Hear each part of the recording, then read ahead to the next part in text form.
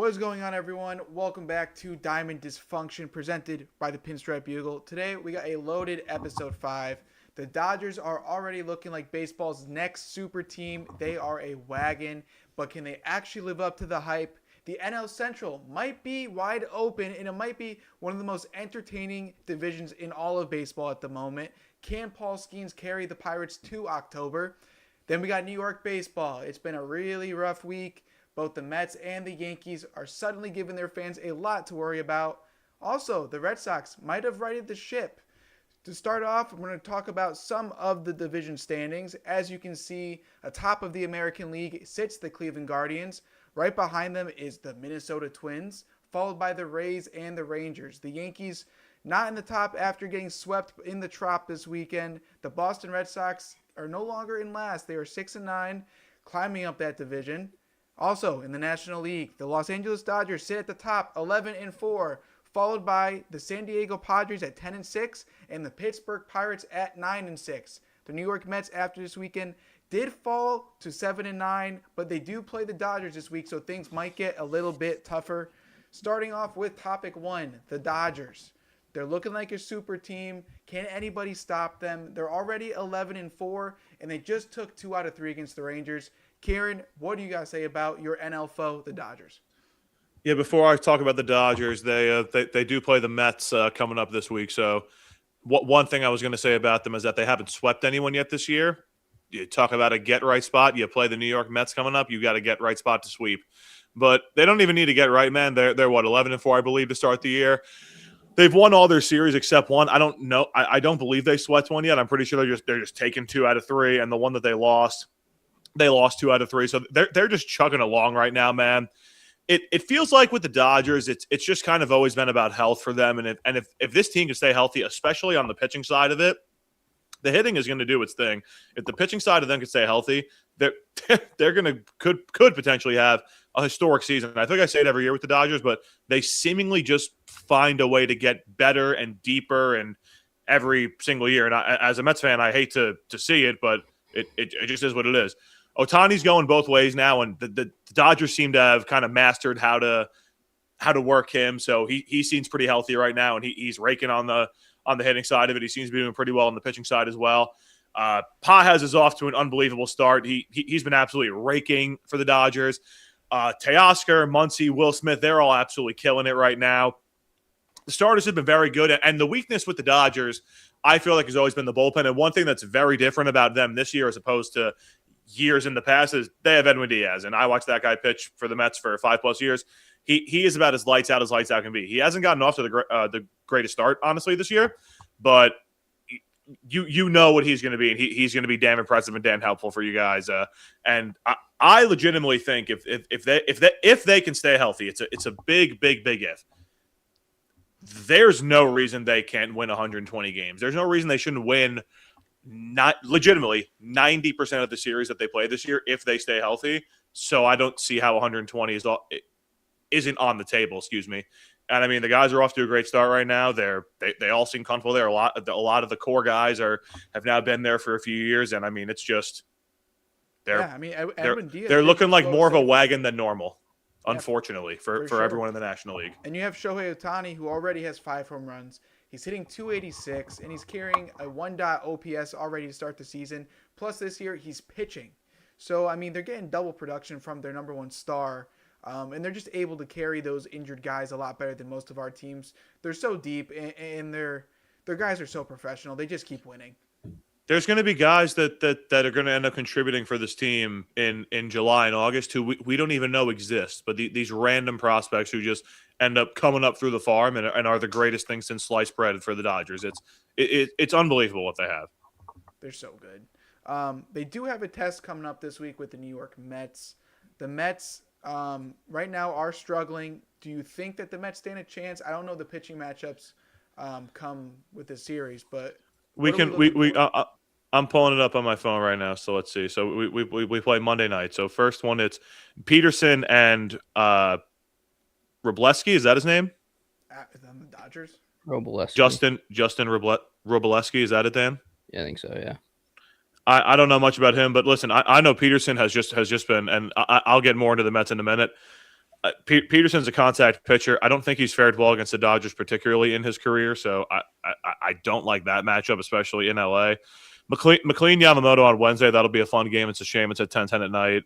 But that could potentially line up to be that on Tuesday. And I mean, I like the Mets odds with McLean, but who knows? And then you got Holmes and Ohtani. It looks like it'll be on Wednesday night in that series. And I don't know if it's a 4-game series or not, but yeah, I mean, I think it is a 4-game. Oh my goodness! Series. Oh no. Oh wait, no. 3. No, yeah, my phone. It is. Yeah, it's 3. My phone was being glitchy. Yeah, it's a 3-game series, but I mean, yeah, it's those are tough matchups. The Mets you got to go against Yamamoto, Ohtani in the back half, in the back 2 games. Like you're going to be playing game 1 tomorrow, coming off a 4-game losing streak. The Mets don't look good. I will get more into them in a little bit, but I kind of meant what I said. Like the Dodgers are going to come out if they win game 1. Don't be surprised if they just easily sweep the Mets, and the Mets could be in some trouble again. I don't want to get too into it now, but I mean, a bigger question I've got quite a bit to say about them. And the Dodgers they just look good. Are they a super team? Dan? They've been a super team. I'm not ready to call them a super team just yet, which might sound crazy to some people, but I mean, I still got to see them over like probably a 50 or 60 game sample size. It's still extremely early in the year. I'd like to see some more consistency. I mean, granted, what they do have is like guys like Mookie Betts, Freddie Freeman haven't even gotten going yet. Like they're slumping to start the year. They have Tommy Edman, such a sleeper utility guy. Tommy Edman, he's not even playing yet. He's still hurt.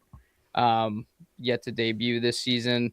I'm a little kind of watching their bullpen. I know, you talked about Edwin Diaz. They have Tanner Scott, but I don't know. I'm interested to see how the guys in the middle relief do. Guys like Bonda. So yeah, I mean, I'm sure that they could definitely be a super team, but just again, it's a little early to say that. I think, in my opinion, the Padres have looked almost as good. So I think it is not a crazy thing to say that like the Dodgers are going to clinch, not the division. The division they play in is very good. The Padres are good. The Diamondbacks are solid. I don't think it's crazy to say that by the time September rolls around, that's my dryer going off right there. By the time September rolls around, they could be like clinching on September. The first week of September, their magic number in the first week of September is going to be like 7 or something. Like they're going to be clinching early this year if they can stay healthy. They definitely can. They're insane. Yep. They're insane. They're everything I wish the Mets were, and the Mets are just a bunch of pathetic losers. One of the best managers in baseball, too. Former Red Sox, Dave Roberts, World Series, ALCS hero. He's a good manager, and people give him a lot of slack, for sure. But the Dodgers right now look good. They're fighting some injuries. They're only going to get healthier. Mainly, we'll look for this team in October. That's when the criticism will come out later in this year. But on to topic number 2, and maybe one of the best topics in all of baseball is the NL Central might be baseball's most fun division. We have the Pittsburgh Pirates, who sit at the top of that division, 9-6. Right behind them is the Cincinnati Reds, who not many people had that high up, but they're 9-7. The St. Louis Cardinals, who a lot of people wrote off this season, started off 8-7. The Brewers followed at 8-7 also, and probably the biggest disappointment in this whole division is the Chicago Cubs sitting at 7-8. This division seems wide open, and it all starts on the back of Paul Skenes carrying the Pittsburgh Pirates and that new lineup that they had. What do either of you have to say about this new look Pittsburgh Pirates team? Listen, man, you know how I feel about the Pirates. They were my team along with the A's who just swept my Mets. Again, the Mets always seem to find their way into all these conversations. It's amazing. But no, seriously, the Pirates, they continue to look good. Cruz, ever since looking like an absolute buffoon on opening day on national television, just continues to rake and continues to look better and better every day. O'Hearn and Brendan Lau are looking like unbelievable additions to this lineup, just completely changing the outlook of the floor of this lineup, it seems like. And like Connor Griffin, and I know a lot of people are giving up on Henry Davis, but he was a big-time prospect. They're not even producing like Connor Griffin had a great debut. Hasn't done much since then. So they're still not producing anything yet. And the Pirates still continue to do well. because of that pitching. The pitching has been just as good as expected. Again, Skenes had the hiccup on opening day. Everybody else has been coming into fruition and pitching very, very well. The biggest issue still, though, with this team is they have no true closer. 3 saves by 3 different guys so far this year. So that's going to be the thing that they're going to have to figure out. But listen, they're off to a good start. And, yeah, I mean, I'm loving what I'm seeing from the Pirates so far. They just continue to look like a very, very good team right now. I hope it's not a fool's gold and the small market good start to the season, but I'd very much like to see this team compete for an NL Central title, and they're off to a great start. Yeah, they just took 2 out of 3 against the Cubs. And if you're looking at the team stats right now offensively, O'Neal Cruz is leading the team with a .339 batting average. He's leading the team with 5 home runs. He's leading the team with 13 RBIs. OBP is Ryan O'Hearn, new addition to the team. And O'Neal Cruz is leading the team with 20 hits. I don't know about either of you, but he shows a lot of promise offensively this season. And if he can keep that up, he's the type of bat that this team needs. Yeah, he's a dog, man. Yeah. He's a dog, and if he can be that spark plug at the top of the order, I mean, you got it's just an electric type of game. If you got him and Skenes and the rest of these young pitchers who are coming up, and Connor Griffin, and just it's just a lot to be excited about there, man. And I know you're a lot. It seems like you're relying on a bunch of like what ifs, but like how what if are these guys, man? Like they're exciting guys who. It doesn't seem like a matter of if they're going to put it together, just kind of a matter of when. And it seems like it's kind of all these first few weeks of the season are kind of just the beginning of, I feel like, what you can expect of the Pirates. For sure. And on the pitching end, they got Paul Skenes sitting at 2 wins. Keller is their best ERA guy. He's got a 1 right now. Strikeouts is Ashcraft, their other young starter. And you're right. On the bullpen in the back end, Dennis Santana only has 1 save. They are spreading those save opportunities around evenly, going with the hot hand, going with the matchups. They don't have a true closer. Dan, do you think that the back end of this bullpen is good enough for what they're trying to do, or do you think they'll make moves later on in the year? It's very hard to say with this front office and ownership group. I do think that there's a chance. I mean, it would really depend upon how they're looking, probably beginning of July, midway through June kind of thing.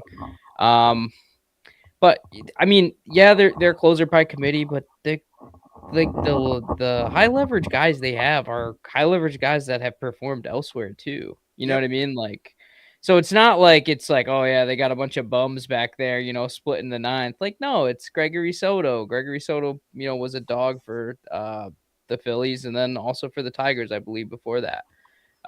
So not to sound corny, but if you don't have like an alpha quote. Excuse me, like a quote unquote alpha in the bullpen, like a true this is the guy we go to when the going gets tough. It's tough to really look at that bullpen as anything too serious, and I don't know if the Pirates have that or not. If they're still looking for it, They had David Bednar, and they just haven't pulled it out. They did, but they gotta get. They either have to identify it within the organization or survive until the deadline and go get someone who's going to be that guy. For sure. And then I don't think you can do 162 games of that. I don't. Moving on from the Pirates, but in this division, you have the Chicago Cubs sitting at 7-8 at the bottom. They might be one of the biggest disappointments so far in the season, but it's very early. Do you guys think that the Cubs right the ship, or do you just don't think they have enough to do it this year? They're without a doubt the most talented team in the division. They've just faced way too many injuries, man. Like Horton being out for the year is a killer blow for them. They have Boyd, who's still not back. Suzuki, Steele is, I think, still coming back from Tommy John. But I don't know if they can overcome all these injuries, man. It's been a little bit crazy. And I mean, I didn't think this division was going to be that good. It looks damn good so far this year, man. So they're going to be fighting an uphill battle, and the talent alone should keep them in it. But I don't know, man. I don't know. For sure. Moving on, after covering the NL, moving on to the Mets. New York baseball currently is not in a great place. So let's start talking about the team over in Queens. Things are starting to feel a little bit shaky. They just got swept by the Athletics this weekend. And honestly, the team looks a little bit flat offensively. Francisco Lindor is just hitting 185. When your star shortstop's not hitting that well, but your other star outfielder on the injured list, you got to look in other areas to get that offense. Kieran, I know you've been waiting for this. Let it rip. What happened this week in Queens with the Athletics? So I've been holding off on kind of what I think the Mets truly are this year.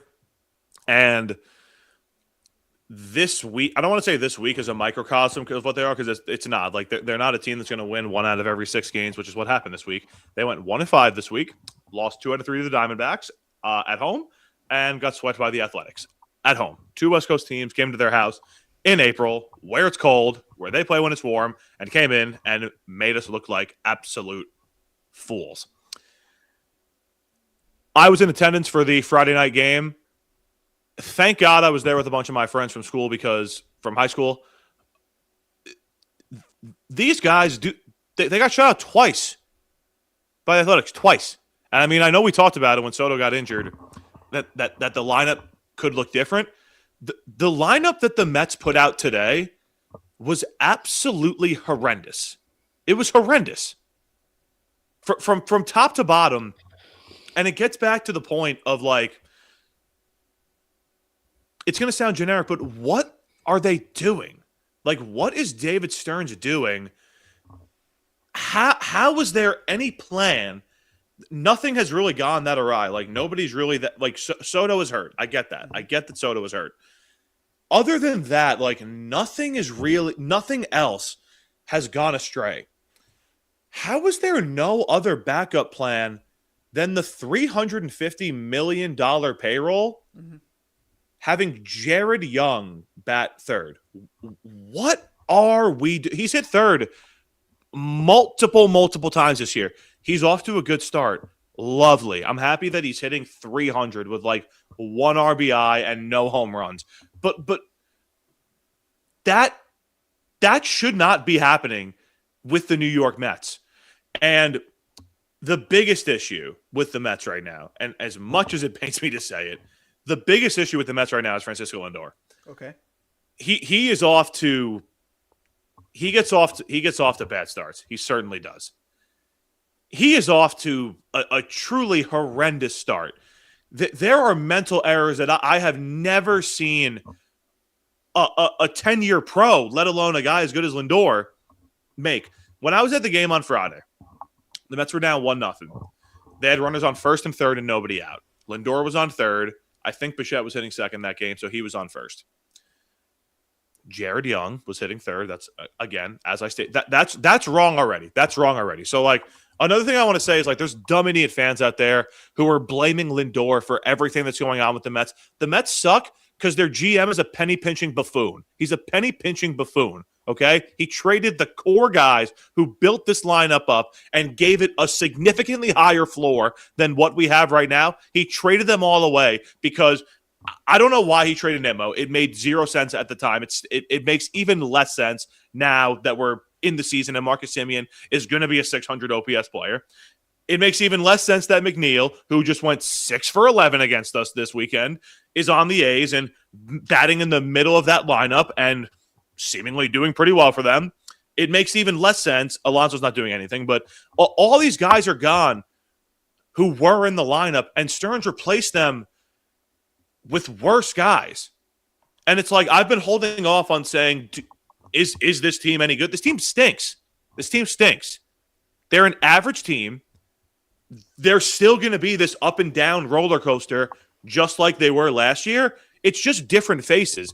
And there's people everywhere, oh, it's early, it's 16 games. I don't need to watch another 70 games of this crap to understand what I'm watching.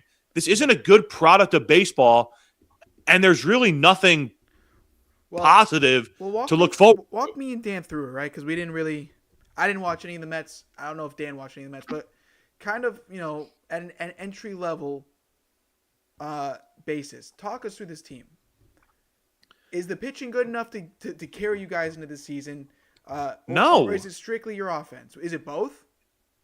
The team, Stearns said it. His goal was to go out and build a balanced team. So, like, a pretty, like, I don't want to say pretty good, but, like, a pretty good lineup, a pretty good rotation, a pretty good bullpen. Okay. So far, the pitching has been very good. The starting pitching, at least. The bullpen's been a little bit lackluster in the last couple of days. But the starting pitching has been very, very solid. as of the start of the season. The lineup is band-aided by Juan Soto, who's not in it right now. He's not in it. But this lineup is so many of its flaws are covered up by the fact that 22 is typically hitting second in that lineup. And the 12, once he gets going, is hitting leadoff. After that, there's nothing. Like, there's absolutely nothing. Well, at the beginning of the season, Dan liked some of these moves. I mean, I don't know about you, Dan. From an outsider looking in, taking a little bit of the emotion. But, like, who do you like? Who do you like? Who did you like? Who did you like? I liked Bichette. I'm a big Bichette guy. I liked Jorge Polanco, who sadly got injured. Bichette has been picking it up and playing better baseball. His OPS still begins with a 5. Who else do you like? I like Simeon still, but you're calling him a 600 Simeon, his OPS player. also begins with a 5. Polanco, OPS begins with a 5. Robert, OPS begins with a 9. I like him too. But can't play every day because he's going to get hurt if he does. Didn't play today. Look, we need to read. This is a $350 million team that we are talking about. This is the lineup that they put out against the Athletics. They're not even a city. They're just the Athletics. This is the lineup that the Mets put out against them today. Lindor, Polanco, Jared Young. Jared Young hitting third again. He hit third twice in this series. Bo Bichette, Brett Beatty, Marcus Semien. If the middle of your lineup is Jorge Polanco, Jared Young, Bo Bichette, Brett Beatty, and Marcus Semien, they've had one injury. And this is the state of affairs that they're working with. A $350 million payroll and a GM who said he was going to completely fix every single issue that these toxic ball players that the Mets had homegrown were causing. I'm not parading for these guys to be back, but it seems like the guy just made the move to make the move. And it's the same problem but different. The bottom of the lineup is Bench, Torrens, and Taylor. So you sat Robert, Alvarez, and you don't have Soto. So I want to play devil's You're advocate. trying to avoid a sweep. I want to just play asinine. devil's advocate for the sake of some conversation with you. And Dan, I really want you to chime in here because I feel like this might spark something for you. But if you guys last year, with the struggles you guys had, were calling for a roster, overhaul. Now that may not have included Pete Alonso being sent off or not coming back, but isn't this kind of what you guys wanted? You didn't want your original team back. You wanted Pete gone. You didn't really love Nimmo. McNeil you guys were sick of. So playing devil's advocate, but what do you guys want from this GM? He did what you wanted. He did the things you wanted. And he went and got Peralta. He traded for Peralta. He went and made some changes, fine. And Dan, I see you sitting there. Chime in, because I see you. You chime can't in. look I see at me. you sitting there, dude. You can't look at me and say that getting Marcus there's nothing, like, there was no prospects, there's nothing else. You can't look at me and say that Marcus Semien for Brandon Nimmo, like today or whenever the trade was a few months ago, made the Mets better in the present. It made no sense. The moves he made to replace the guys that we were saying needed to be changed, they sucked. That's the issue. It makes no sense. That's the issue. In the offseason, it's exactly what you guys wanted. It's exactly what you wanted. A lot of people thought that the pitching really just needed to be revamped. And, like, realistically, if they ran out the same lineup as last year, as I just said, the pitching has been better. They didn't want to lose Diaz. They lost him because it was on a whoopsie, basically. They needed to address the pitching, and they did. They got Peralta. Great. The lineup got completely overhauled. And it seemed necessary, I guess. But you look at what is on there right now, and it's like, well, he let these guys go, okay, and he brought in, like, it's undeniable. It's just the worst product that he brought in. So that's what I'm saying is, like, you're going to continue to have the same problems as you had when the old guys were here. It's just different faces now, like old places, or excuse me, like old things like different faces. I got you. It's all just an absolute mess. That was more for the Mets right now, and there's sake of conversation. I mean, I agree with you, but they needed to make changes, yes. and they did make some proper changes that they needed. They made too many, and that's kind of what I'm saying is like they made these changes to the lineup almost just because it was like the trendy thing to do. I don't even know what it was, but like the roster as it stands right now and the lineups that they're putting out day in and day out are fucking embarrassing. They're fucking embarrassing. Like I can't not. It's ridiculous and it's ludicrous. The stadium's empty, by the way. The stadium is absolutely empty. It's cold. Like Mets fans have had. I know it's cold, but like this weekend it wasn't that bad. I went there Friday night. It was not a bad night Friday night. The stadium was empty. Like it is. The fans are fed up. I do. A sour taste is left from 25, and yeah. You can't start off like this. I do want to hear from Dan because Dan's always been very big on your team. He has. He's always said that he likes the Mets. Dan, I want to hear your thoughts. Do you agree with Kieran and the emotions of coming off of a sweep? Because trust me, I know what that's like, Kieran. I'm not taking shots. But Dan, do you agree? Personally, I think you guys will win your division. That's just me. But Dan, let it rip. Who? You. All right. Dan, you can go after this. Evan, there's no shocks to be had here. We're both in absolute shambles right now. Okay, there will be times when we can take shots. Today's not that time, but yeah, Dan, go ahead. I don't agree with what he's saying. However, I do understand where he's at with them. Like you said, this team went through a lot of complete roster overhaul. We're 16 games into the year. What do we say every year about the Yankees? I mean, granted, the Yankees aren't starting as hot as they typically do, but what do we say? They are the March to May World Series champions almost every year. And then what happens? Then they fizzle out or they play roller coaster baseball for 3 months. And, it's give this team until June and watch them go on a crazy run to the All-Star break. It would not be shocking if these guys were leading the NL East or in second place 2 or 3 games back. What makes you think they're going to do that? Simeon has been nothing but this player for the last couple of years. There's no denying that. It's not a shot at the guy. Seems like a good clubhouse guy. They won the World Series at seems like a good guy, but his play is a declining this way guy. Robert at this point in the season has been good, granted, can only play 5 times a week. Like that is his ceiling. So he's got to sit once a week. And that kind of matters. Bench has not been anything. Sure, you can say that he's going to start getting better. Great. Lindor's going to start getting better. Soto's going to come back.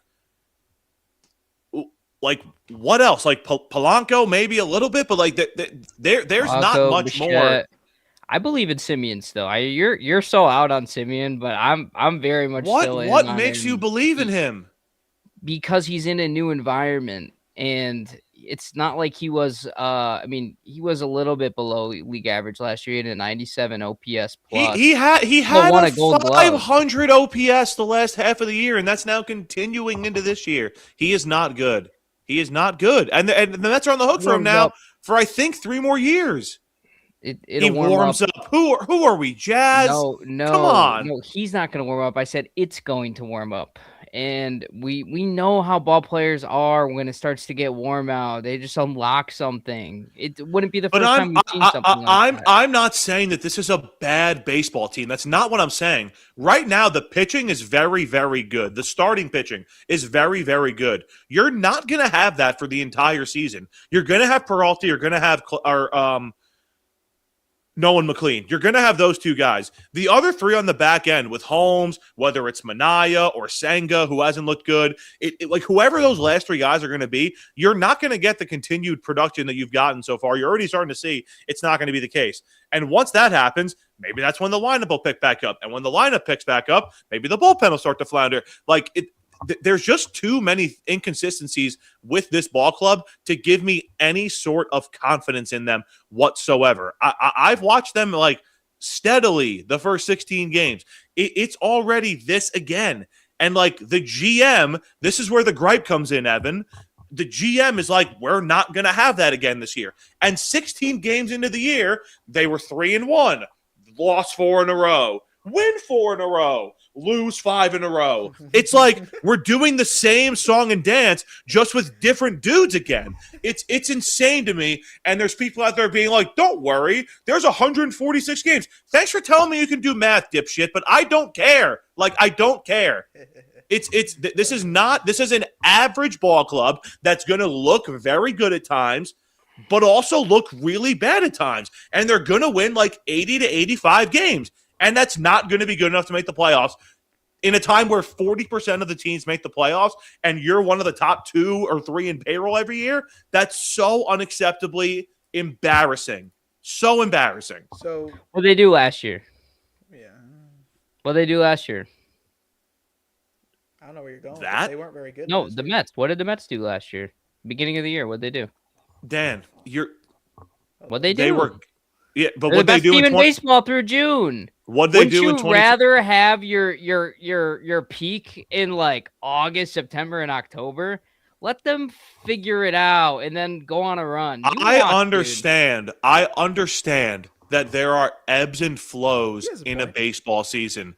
There shouldn't be this many ebbs and flows 16 games into a baseball season on a team claimed by the general manager is different from what we had and won't be like it's the same stupid product.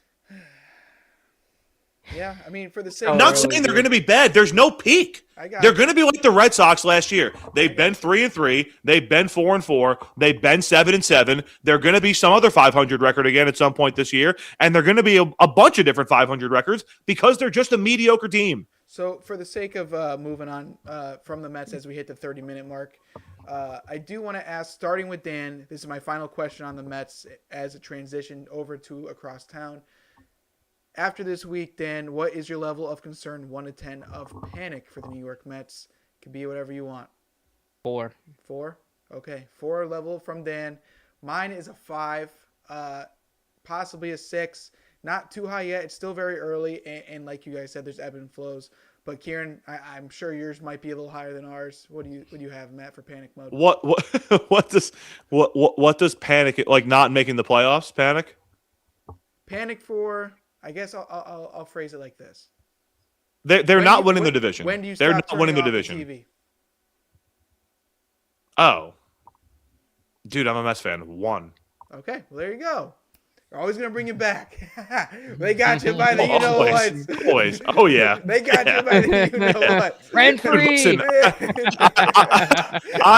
I don't even like. I literally sit down and watch the Mets, and I have a pout on my face. And my wife is like, "What are you doing?" I'm like, "Watching the Mets." She's like, "You look like you're having a bad time." I'm like, "Yeah, I am." But it's not fun. I am.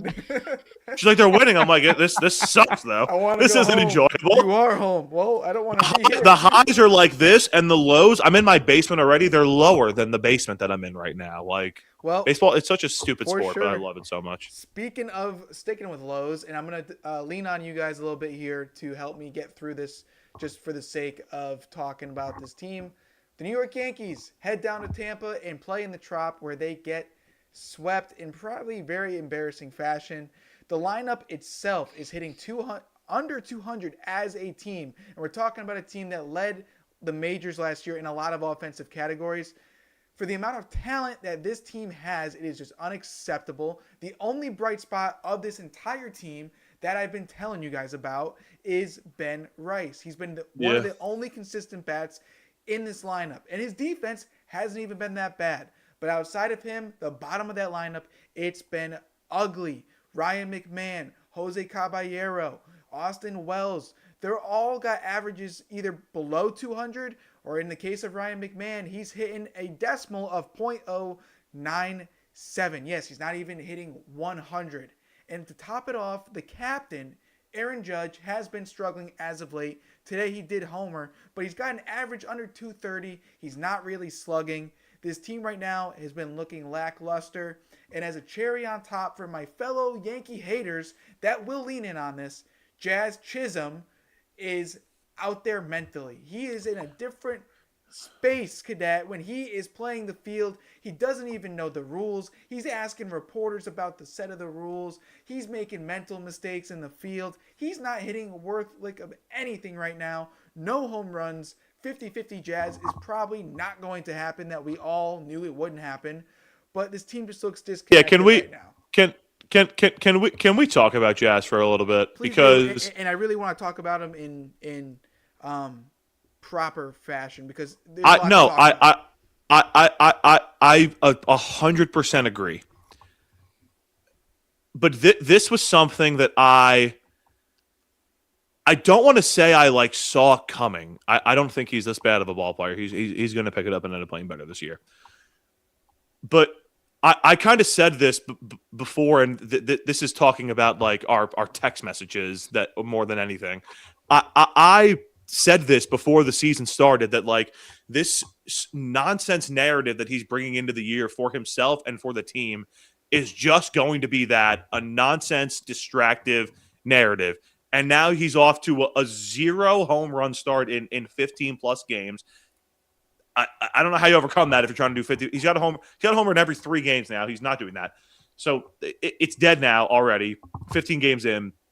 And then he, like you said, he has these interview questions that just – yes.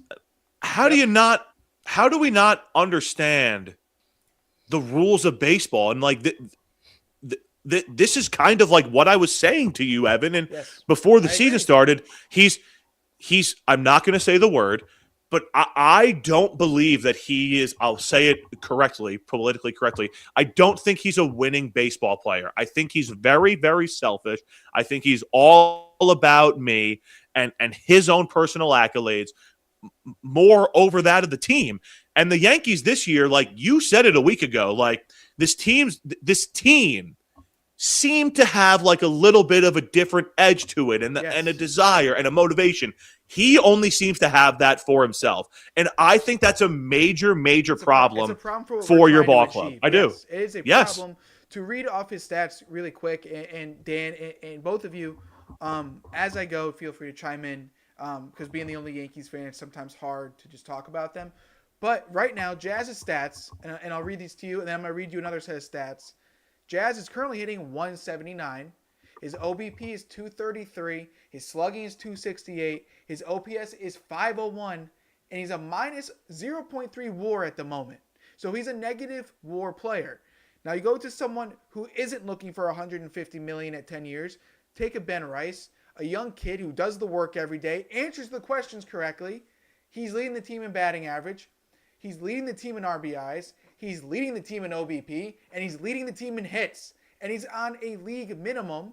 And when he stands at the podium, he answers like he's been in the league for 10 years. I think if the Yankees have a downfall this season and they finally snap, Jazz might be at the center of that snap because he's been a locker room problem in the past. And I can see if this team doesn't carry on their winning ways and a lot of it is around him and his loud mouth when there's microphones in front of him, it might cause some problems. Do you think he's a problem within the? Because I mean, I don't have an opinion on that, honestly.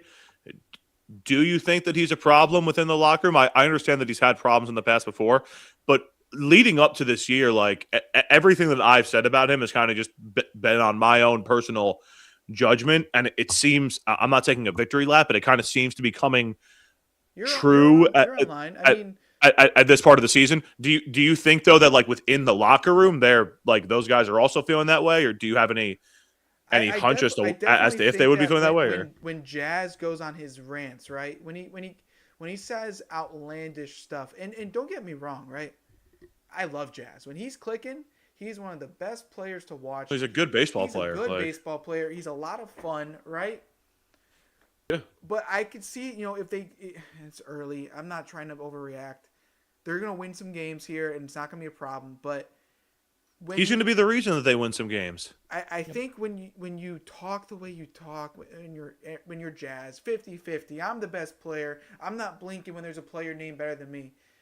It only helps that we have people like Stanton, Judge, and Boone running this team in the locker room, because if they were any other team where they weren't such a big, not only physical presences, but their pedigree, I think Jazz would be a problem. And I think this is the only team in baseball where he won't cause the amount of issues that he would cause on another team. I have faith that he can figure it out. This is a player with elite speed. This is a player with very good defensive skills. And when he wants to, he can put the bat on the ball for a high average. He chooses not to. He swings out of his shoes. But when he's clicking and the home runs are flying and the stolen bases are coming, he's a very valuable player. But as Yankee fans, we need to be open to the fact that we wanted Gleyber Torres out of New York for being a very good contact hitter. You know, he had good pop for a second baseman, but we ran him out of town based on his defensive mistakes. And you know, not for nothing, Jazz makes a lot of those mistakes too. So we have to be on par for our takes. You know, this team, I'll read you guys their averages just to give you a sense of the Yankees offense. Chisholm, 179 average. Judge, 218. Cody Bellinger, 241. Stanton's hitting 300. Jose Caballero's hitting 146. Then you have Ben Rice, who's been amazing at 356. Trent Grisham, $20 million a year player, 133. Austin Wells, 154. I mean, you get the sense where I'm going with this. The Austin bottom Wells. half. No, and Evan, I do, and like that was kind of what I was trying to tell you before. Like, It's bad. I don't disagree with you that the decision for Torres over Chisholm was good, bad, and different. It doesn't matter. The decision's been made already. Yeah. But the Yankees lineup in and of itself already is built around a lot of guys who are kind of home run or bust. And that's why, like, when this whole thing came out, and honestly, I mean, you kind of got like that argument about what I was saying about Jazz. I'm like, dude, this is just selfish because the team already has a bunch of guys like this. He doesn't need to be this 50-50 guy. He needs to hit like 275, hit 20 to 25 home runs, and steal bases. The steal part of 50 bases, sure. Steal 40 to 50 bases, but like he needs to be a menace out there. And like he is embracing that role. Exactly, but in all the wrong ways. And like he's just making it a selfish and that's just not winning baseball. No, it's I not agree. winning baseball. Dan, I don't know your take on a lot of what I just said. I don't know. Just give me your opinions on this team. It's not looking so good. We just got swept by the Rays. You guys are going to be fine, by the way. You're going to win 90 games this year. You guys are a 90-plus win team. There's not a doubt in my mind. And you guys, even more so than the Mets, once it gets a little warmer out, I promise the ball's going to start flying off the bat. Judge is washed. The arms are going to lock in, right? You got a bunch of guys coming back too. You guys will be fine. Chisholm. Yeah. I absolutely love Jazz Chisholm as a player. I loved him when he was on the Marlins. I get my feelings all turned up when he's in front of a microphone, though. I love it. Stop it. Right? Do you disagree with anything I've really said though, Dan? Like, what's that? Do you like disagree with like much of what I've kind of been saying? Like, no, you're absolutely right. It's hurting the team right now. It is a selfish thing, but like. That's just Jazz. Like I don't hate it. Like he's clear. He's being himself unapologetically. At least you got to be able to say that about the guy. I mean, yeah. Like he's gonna be himself no matter what, and that's one of the reasons why I really like him. I do ultimately think he figures it out. If he does try to continue, heavy on the power this year, of course the average is gonna suffer. But a conversation needs to be had if this continues for much longer. Like, agree. Like within the organization. Don't get me wrong. This is not just a Jazz problem, right? Like as I was telling you, we got a boatload of problems in this lineup. Ryan McMahon, his average is 114. Randall Grichuk is yet to get a hit as a Yankee. JC Escobar the lineup's not that hit deep. as a Yankee this year. Paul Goldschmidt barely sees the field. He's hitting 200. Austin Wells 154. I mean, you miss Volpe? Yes. There, I said it. Hold on. Let me go solo. Nah, but like you should. No. I miss Anthony Volpe. The lineup a better hitter than Caballero, easily. I don't disagree, but like the lineup has it's still with or without him. It's got a lot of like top half power and pop. That bottom half is just so lacking, man. Like there's so much left to be desired. State of power at the bottom, and Caballero, although he's a great player for what we need, he is no offensive threat. I feel like Wells will turn it around. Like he's not this bad, and Wells was good for it in the WBC too. Yeah, I don't think he's this bad. Dominican Papi. Yeah, he's a Dominican too. Exactly. He's got Soto's Achilles right now. When you leave the Dominican team, when you come to this cereal cornflake brand baseball, it's a little bit different. Shave your beard, put on your pinstripes, Oh, and they got shut your beards now. mouth. They got beards. They got beards. He's still rocking the stash. They got the stash. But that is the Yankees. Of course, it could change at any moment. This week, they can go on to win their series, and the conversation will change. So we'll be getting Cole back. It's still early in the season. I have faith that our big bats will come alive. Bellinger, Judge, Austin Wells. I have faith that they will come alive. Moving on to the next topic, though, sticking in the AL East, is the Boston Red Sox. They're building momentum. They took the series against the Cardinals this week. They went 4-2 this week to up their record to get them out of last place. The lineup is having better at-bats from what I can see. The pitching is settling down, and they just look a little bit sharper. Standout player from this weekend is easily Contreras. He's had strong series. He's given you guys that power boost that you need. Dan, you watch this team. You love this team. Tell me about the Sox so far. Are they finding that momentum? I think it's a little early to say momentum. They did have a good week. I'm not going to take that away from them. The pitchers looked good. Obviously, they've been hitting a lot more, especially when runners on base. Obviously, that's good to see considering what happened the first week we played. I mean, the Brewers are. I think the Brewers are an okay team. The Brewers are a very good team. They're a very, very good team. baseball team. I don't. It's a very good baseball team. 2 out of 3 from them is very impressive. Taking 2 out of 3 to the Cardinals isn't nearly as impressive. It's what you should do, but it's a good thing to see for you guys because now you're doing the stuff you should do, and now you're 3 games under 500. And you're building your way back. Evan, like you said, Contreras looks awesome. That dude can rake. I told you would love him, man. He's gonna rake for you guys. I need to see Marcelo Meyer at shortstop. I can't keep watching Story at short. He's just that was your guy though, Dan. Yeah, but he can play second. Put him at second base. You'd be like a gold glover at second, dude. So Story can have the 400 OPS from second instead of shortstop. All right, good. Hey, he went. What did he go? He went 4 for 5 today. Did he? 2 ribbies in a run. Drew his first walk. Does Beatty have a walk yet this year? There's a couple guys who don't have a walk yet this year. I don't think Beatty has one yet.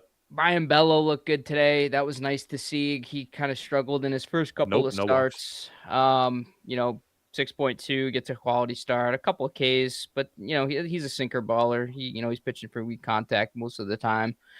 Seti makes a crazy catch in center field today, diving. I don't know what the catch percentage on, but it looked like a Gold Glove catch there. And obviously WC-40, dude, throw a little bit on there. You won't hear the squeaks anymore. Of course. I love Wilson Contreras. He is the Bregman replacement. And I was mixed on kind of what had happened with the Milwaukee Brewers. Like, I mean, a lot of Red Sox fans are very sensitive to what happened with Dustin Pedroia and Manny Machado, taking him out and obviously ending his career. So to see him do that against a former Red Sox who I actually didn't really like, and David Hamilton, I don't know. But at the same time, he's gotten hit 24 times by the Brewers all time. Imagine that you get hit 24 times. It was like the most ever by one team. One player has gotten from one team. So I get it. But I think we needed that fire. He lived in the NL Central for a decade. So he's good though, man. He's a good guy to have in the middle of that lineup, and you have a guy like Roman at the top. And I mean, my thing with the Red Sox is they don't have depth. So if any of these guys get hurt, they're screwed. Like you're kind of seeing with the Mets right now. So talking about the hit by pitch situation, Dan, give me your thoughts on Contreras versus the Brewers. Did you think it was intentional? Did you think he overreacted? Give me your thoughts on it, because I didn't watch those games. It was obviously an intentional slide. He was trying to take him out. I don't know if he was trying to hurt Hamilton, but he was trying to impact the throw. I don't think there's any question about that. And like I said, I was initially not a fan of what he had said. Like, okay, next time they throw at me, I'm gonna fight him. Like, that's a message or whatever he said. I didn't love that, but like looking back, obviously we're winners. We're 4-2 this week. I get the feeling that like that kind of lit a fire under everybody. Get that competitive juices flowing. It's good to see a leader, an older, veteran, kind of taking a lead like that when this team very much needs a leader and badly. So, okay. Another topic, and for the sake for the clips later on. I'll let Dan go, and then I'll get Kieran's take right after Dan. A big headline in the Twitter sphere this week was Roman Anthony has a noodle arm. Now I don't watch every single game, right?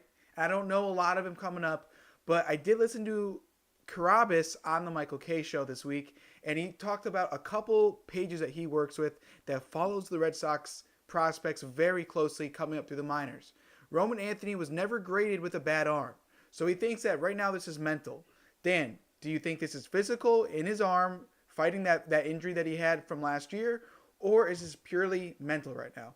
I think it's a mix of both. I mean, he's looked okay to start the year at the plate. I mean, it's hard to think that maybe there's not something lingering. I mean, it was an oblique injury. Those things are notorious for just nagging.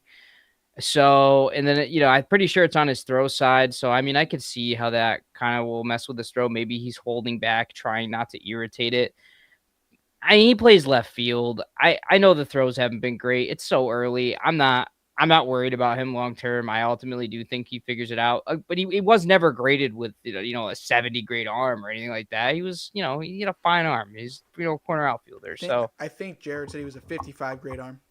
Yeah, but yeah, exactly. That's average.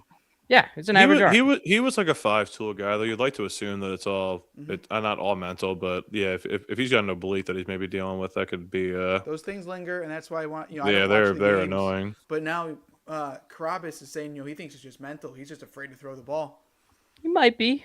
He might be afraid of airmailing. He might just be thinking about it like right before, as he's fielding the ball, he sees the guy around third. He's like, I got to get this in. And then I've done that. When I play softball, I like when I'm trying to like throw it as hard as I can, if it doesn't go where I want it to, you got to be thinking like 80%.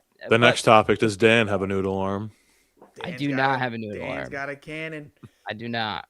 I don't have a cannon, but I don't have a noodle arm. I got you. I'm gonna read you off some stats just for your Red Sox right now. Leading the team in batting average is your guy Wilyer Abreu with a .339 average. Contreras, after this week, now leads your team in home runs for 3. He has been a big source of your power. Trevor Story leads the team with 11 RBIs. OBP is led by Strange. Trevor Story, veteran, not shocked, to lead the team in RBIs. OBP, Contreras with a .448, and Wilyer Abreu leads your team with 20 hits. So it seems to be the same set of guys offensively for you right now. But this is before Roman Anthony, your star outfielder, has even gotten it going. Are you pleased with the offense so far, or do you think there's a little bit more in there, or you think this is kind of where they'll sit, just up and down, and find that spot this year? I think that's the core group right there. You're right. You got Wilson, Wilyer, Story, and then you're of course relying on Roman. I think Duran still hasn't come on yet. He did have a great game today. I had a hit, 3 RBIs, 2 runs, and a walk. I also think Marcelo Meyer is just getting unlocked now. I think the question with Marcelo has always been, can he stay healthy for more than 100 games? I think we're going to see that this year, and I think we're probably going to see a breakout offensive year from Marcelo Meyer. So it would be huge for that lineup. Get him at shortstop, though. Yeah. Get him to shortstop. Of course. And on the pitching end, you got your star, Garrett Crochet, 2 wins so far this season. And newly acquired pitcher, Sonny Gray, leads your team with a 2.76 ERA. That's pretty good. If he can be steady for you guys, that changes your whole landscape of your team. You were down on Sonny Gray, by the way. Gray. I was the guy. It's because he's a bad as a Yankee. That's why. Because he didn't pitch good for the Yankees. He's gonna shrink. Should we call in Mikey J from the wedding, get his take on Sonny Gray? No, we should not. I love Sonny Gray. No, we should not. Also, Garrett Crochet leads your team with 22 strikeouts, and you got the Cuban Missile, Aroldis Chapman. After a couple rough outings to start off the season, he does lead your team with 3 saves. And you got Garrett Whitlock back from paternity with 3 holds. So you're pitching right now. All the stats that I'm looking at right now don't look too bad. I think... Dude, and early looks good too. Looks pretty good. From what I can see is Weiser kind of needs to clean it up a little bit. Dan, give me your take on the pen and or starting pitching. What are you seeing from them right now? There's no one I trust outside of Chapman and Whitlock. I don't have trusted a single guy. I think they could be serviceable, but it's extremely concerning having 2 guys like, okay, like, they come in the game like, okay, we're good. but it's just everybody else. Who do we had? Cologne pitched okay today. Zach Kelly's been up and down. Like you said, Weisert's not been good. Got this guy Giovanni Moran. He's been okay. It's just a lot of mid. It's not. It's nothing to write home about. This is an average bullpen with two guys who probably are locked down. So we'll have to Sometimes see. that's all you need, man. Yeah, for We'll have sure. to see. Well, as we reach the 1 hour mark, that will conclude this episode of Diamond Dysfunction. And our honorary note, congrats to Rory McIlroy for going back to back. McIlroy. Sorry, my Greek kind of took over there. Rory. Rory Irish McIlroy. baby, Irish pride, 2 dog, green jackets in goat, 2 years. Back to back. Like Mount UConn. Rushmore. Yes, great tournament from him. Scotty Scheffler was in his rear view mirror, but he just couldn't get Great it tournament, done. period. Yes. Unbelievable tournament. Great tournament. Congrats Always to is. Rory. That will do it for episode 5. We talked a lot about today. The Dodgers look loaded. The NL Central is chaos. New York baseball just stinks. And the Boston Red Sox are finally catching their groove a little bit. Let us know in the comments down below. Do you think the Dodgers are that super team? Can Paul Skenes carry the Pirates to the playoffs this year? Will New York baseball ever be good again? And can the Red Sox continue their winning ways from this week into a few more wins to climb that leaderboard? Make sure to follow, subscribe, and stay locked in with Diamond Dysfunction as we cover everything Major League Baseball. I am Evan, accompanied with Kieran and Dan tonight. Thank you so much for watching. We'll catch you later this week. Peace.